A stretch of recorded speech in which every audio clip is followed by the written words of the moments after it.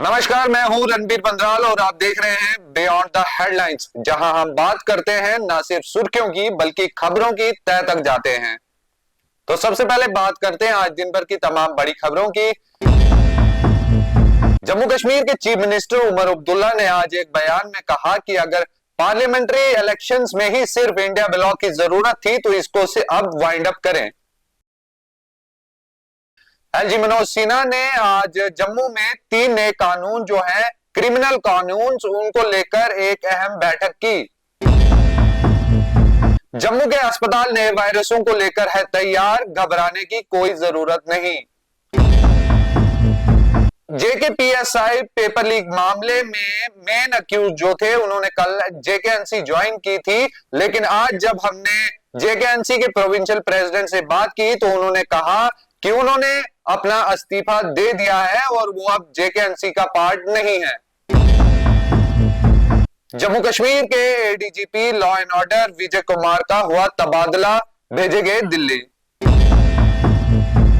इन सभी हेडलाइंस पर मेरे साथ चर्चा करने के लिए मौजूद है मेरे सहयोगी दीपक खजूरिया जी। दीपक जी, जम्मू कश्मीर के चीफ मिनिस्टर उमर अब्दुल्ला ने आज एक बयान में कहा कि अगर इंडिया ब्लॉक की जरूरत सिर्फ पार्लियामेंट्री इलेक्शंस तक थी तो इसको अब वाइंड अप करें। दीपक जी, क्या लगता है कि उमर अब्दुल्ला अब इंडिया ब्लॉक से बाहर जा रहे हैं क्या? देखिए, उमर अब्दुल्ला ने एक इंटरव्यू दिया था अपने चीफ मिनिस्टर बनने के बाद, जो पहला इंटरव्यू उनका था दिल्ली में एक राष्ट्रीय चैनल को।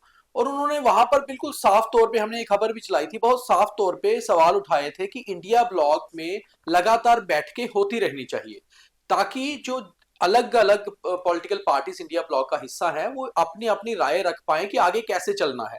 उस समय पार्लियामेंट का विंटर सेशन शुरू हो रहा था और उसके बीच में आपने देखा होगा कि कितनी बार इंडिया ब्लॉक की अलग अलग इश्यूज हुए थे जिसमें कई जगह नेशनल कॉन्फ्रेंस ने हिस्सा नहीं लिया, कई जगह तृणमूल कांग्रेस के सांसदों ने इंडिया ब्लॉक का पूरा साथ नहीं दिया। और दूसरा, उन्होंने ये भी कहा था कि इंडिया ब्लॉक, उस समय भी कहा था उमर अब्दुल्ला ने इंटरव्यू में कि इंडिया ब्लॉक आखिर बना क्यों है, इंडिया ब्लॉक को अगर साथ रहना है, साथ चलना है तो ही बनना चाहिए। तो उसी समय नजर आ रहा था कि कहीं ना कहीं उमर अब्दुल्ला खफा है इंडिया ब्लॉक को लेकर कि जिस तरह से इंडिया ब्लॉक सिर्फ जब चुनाव आते हैं तो इंडिया ब्लॉक इकट्ठे चुनाव लड़ता है। और दूसरी ओर मुझे एक और चीज भी लग रही है कि जैसे अभी दिल्ली चुनाव अनाउंस हो गए हैं और दिल्ली में इंडिया ब्लॉक के 2 मुख्य घटक दल आम आदमी पार्टी और कांग्रेस आमने सामने है, एक दूसरे के विरुद्ध चुनाव लड़ रहे हैं। तो आखिर फिर उस इंडिया ब्लॉक का फायदा ही क्या कि अगर आपने चुनाव एक दूसरे के अपोज लड़ने हैं, बैठकें नहीं होनी है। तो उमर अब्दुल्ला, जहां तक ये नजर आ रहा है कि हालांकि अभी तो उन्होंने ऐसा कोई संकेत नहीं दिया कि वो इसका हिस्सा नेशनल कॉन्फ्रेंस इंडिया ब्लॉक का आने वाले समय में रहेगी या नहीं, मगर कहीं ना कहीं एक चीज तो नजर आ रही है कि उमर अब्दुल्ला इंडिया ब्लॉक के काम करने के तौर तरीके से सेटिस्फाई नहीं है, खुश नहीं है, और हो सकता है आने वाले समय में नेशनल कॉन्फ्रेंस इंडिया ब्लॉक से बाहर भी हो। आज लेफ्टिनेंट गवर्नर मनोज सिन्हा ने जम्मू में 3 जो नए कानून है क्रिमिनल लॉज जो है उनके रिगार्डिंग एक अहम बैठक ली है। जी बिल्कुल, लेफ्टिनेंट गवर्नर मनोज सिन्हा ने जम्मू में आज एक हाई लेवल बैठक को चेयर किया जिसमें कि चीफ सेक्रेटरी अटल डुल्लू भी थे, डीजीपी नलिन प्रभात भी थे, और ये इसमें जो 3 कानून थे जो 2023 में नए क्रिमिनल लॉज आए थे उनको इंप्लीमेंट करने को लेकर ये बैठक थी। और ये कानून भी मैं आपको बता दूं, ये थे भारतीय न्याय संहिता 2023, भारतीय नागरिक सुरक्षा संहिता 2023 और भारतीय साक्ष्य अधिनियम 2023। तो इन तीनों कानूनों को, जो क्रिमिनल लॉज हैं, कैसे इंप्लीमेंट करना है, किस तरीके से किया जाना चाहिए, इन सबको लेकर ये हाई लेवल बैठक थी और जल्द ही इसके ऊपर जो है इंप्लीमेंटेशन का काम हो जाएगा। फिलहाल जम्मू के जो अस्पताल है वो नए वायरस को लेकर जो है वो बिल्कुल तैयार है। फिलहाल खतरे की कोई बात नहीं है। देखिए, एचएमपीवी जो एक नया वायरस जो इस समय दोबारा से चाइना से निकल कर आया है और उसके कुछ मामले अभी भारत में भी मिले हैं, पहले बेंगलोर में, फिर उत्तर प्रदेश में भी एक मामला आया।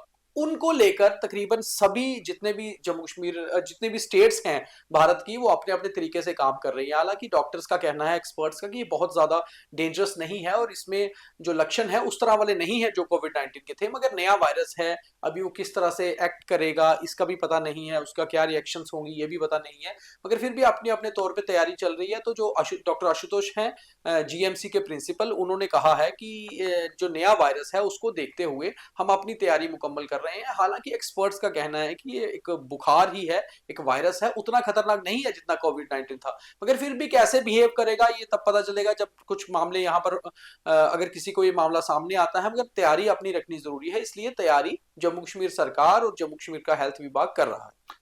जेकेपीएसआई पेपर लीक मामले के जो मेन अक्यूज थे वो दरअसल कल ही जो है एनसी में शामिल हुए थे, लेकिन आज जब हमने जेकेएनसी के प्रोविंशियल प्रेसिडेंट रतन गुप्ता जी से बात की तो उन्होंने बताया कि वो अब जेकेएनसी में नहीं है। उन्होंने आज अपना रेजिग्नेशन जो है वो दे दिया है। देखिए, जेकेपीएसआई घोटाला जम्मू कश्मीर का बहुत बड़ा घोटाला था पिछले अगर हम 10-20 सालों की बात करें। और 2022 में जब ये घोटाला हुआ था उस समय इस मामले की जांच को क्राइम ब्रांच से सीधा लेफ्टिनेंट गवर्नर साहब ने सीबीआई को सौंप दिया था। और जब सीबीआई ने इसकी जांच की तो सबके रोंगटे खड़े हो गए कि इतना बड़ा मामला था, एक इंटरस्टेट मामला था। और उस सारे मामले के जो किंग पिन थे डॉक्टर करनैल सिंह थे, जो जम्मू से ही आते हैं, फॉर्मर कमांडेंट थे बीएसएफ के।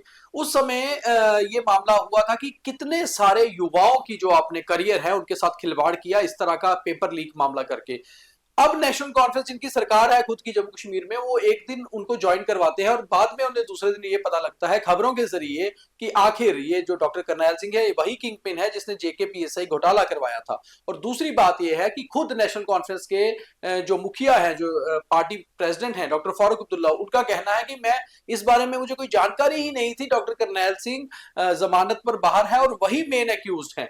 तो आखिर नेशनल कॉन्फ्रेंस की कहीं ना कहीं किरकिरी भी हुई है कि आपकी सरकार है जम्मू कश्मीर में, आपको पता ही नहीं है कि आपकी पार्टी में ज्वाइन कौन कर रहा है। और उसके बाद आनंद फानन में इन्होंने उनको शायद मुझे लगता है पार्टी से बाहर किया होगा और अब ये कह रहे हैं कि उन्होंने रिजाइन कर दिया है। तो ये खबर आई है, पर मुझे लगता है बड़ी छोटी सी एक ज्वाइनिंग रही होगी जो एक दिन में ही पार्टी में आए और फिर चले भी गए। जम्मू कश्मीर के ADGP law and order Vijay Kumar ji का हुआ तबादला, भेजे गए दिल्ली। देखिए, विजय कुमार जो है बहुत सीनियर आईपीएस ऑफिसर और खास तौर पे एनकाउंटर स्पेशलिस्ट भी उन्हें माना जाता है, ऑपरेशन स्पेशलिस्ट माना जाता है। कश्मीर में बहुत सारे ऑपरेशन किए हैं और कश्मीर में अलग अलग पदों पर रहे हैं। विजय कुमार अनंतनाग जो साउथ कश्मीर है वहां डीआईजीपी रहे हैं, उसके बाद वो आईजीपी, उसके बाद वो यहाँ से पैरामिलिट्री फोर्स में चले गए थे, वापस जम्मू कश्मीर में आए और फिर आईजीपी कश्मीर बनाए गए। आईजीपी कश्मीर रहते हुए ही उनकी प्रमोशन हुई, एडीजीपी कश्मीर जोन बने। उसके बाद जब वो वहां से एडीजीपी के पद से कश्मीर के हटे जोन के, उसके बाद उन्हें वापस पहली पोस्ट जो क्रिएट की गई जम्मू कश्मीर में पहली बार, इससे पहले एडीजीपी लॉ एंड ऑर्डर की पोस्ट बहुत बार नहीं हुआ करती थी। यहाँ एडीजीपी लॉ एंड ऑर्डर बनाया गया जो कि पूरी स्टेट की पोस्ट है, मतलब नेक्स्ट टू डीजीपी होते हैं समझ लीजिए। और वहां पर भी उन्होंने काफी काम किया है और अब उनका तबादला दिल्ली हो गया। और मुझे लगता है कि एक टेन्योर, एक रूटीन ट्रांसफर है उनका। काफी देर से बात चल रही थी कि शायद वो यहाँ से शिफ्ट किए जाएंगे तो दिल्ली उन्हें, क्योंकि अगमुट काडर है जिसमें आप जम्मू कश्मीर, पौंडीचेरी, चंडीगढ़, लद्दाख या दिल्ली आप कहीं भी ऑफिसर को भेज सकते हो, तो उनको अगमुट काडर में होते हुए जम्मू कश्मीर से दिल्ली उनको ट्रांसफर किया गया। चलिए, बहुत बहुत धन्यवाद दीपक जी। तो ये थी आज दिन भर की तमाम बड़ी खबरें। कल फिर जो दिन भर की तमाम बड़ी खबरें होंगी उनको लेकर शाम को आपके साथ दोबारा मुलाकात होगी। तब तक के लिए मुझे दीजिए इजाजत। धन्यवाद।